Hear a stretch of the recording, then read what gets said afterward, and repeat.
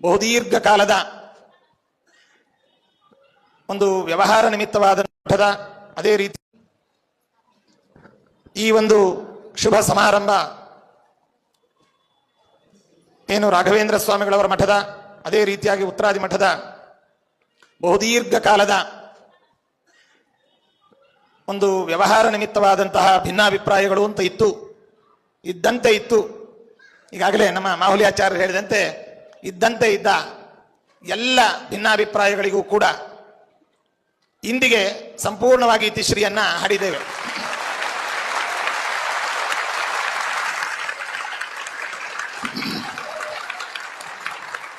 ಇನ್ನು ಮುಂದೆ ನಮ್ಮ ಸನಾತನ ಹಿಂದೂ ಸಮಾಜದ ಸಂಘಟನೆ, ಅದೇ ರೀತಿಯಾಗಿ ಬ್ರಾಹ್ಮಣರ ಸಂಘಟನೆ, ಜೊತೆಯಲ್ಲಿ ಮಾಧ್ವರ ಸಂಘಟನೆಯೇ ನಮ್ಮ ಮಂತ್ರವಾಗಿ ಪ್ರತಿ ಹೆಜ್ಜೆಯೂ ಇಡಬೇಕು ಅಂತ ನಾವು ಸಂಕಲ್ಪಿಸಿದ್ದೇವೆ. ನಮ್ಮ ಸನಾತನ ಧರ್ಮ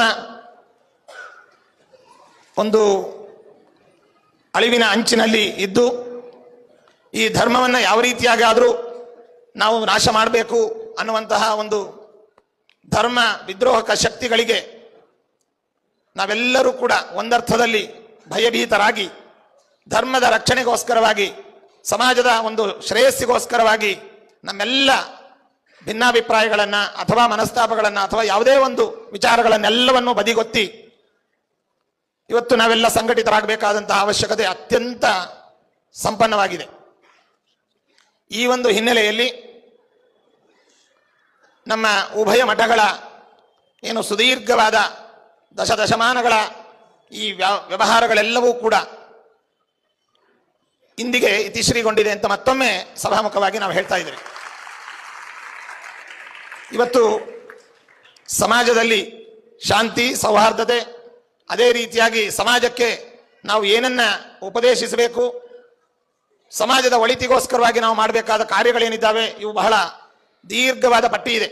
ಅದರ ಮುಂದೆ ನಮ್ಮ ಭಿನ್ನಾಭಿಪ್ರಾಯಗಳ ಪಟ್ಟಿ ಬಹಳ ಚಿಕ್ಕದು.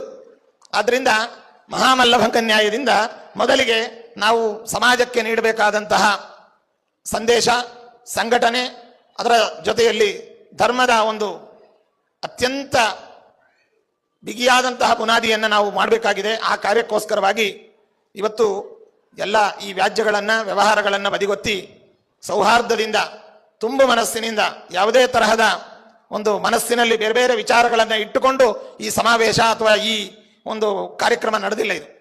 ಯಾಕೆಂದರೆ ಅದೆಲ್ಲವನ್ನು ಸಾಕು ಬೇಕಾದಷ್ಟು ನೋಡಿದ್ದೇವೆ. ಈಗ ನಮ್ಮ ಮಾಹುಲಿ ಆಚಾರ್ಯ ಹೇಳಿದಂತೆ ಯುಗ ಯುಗಗಳ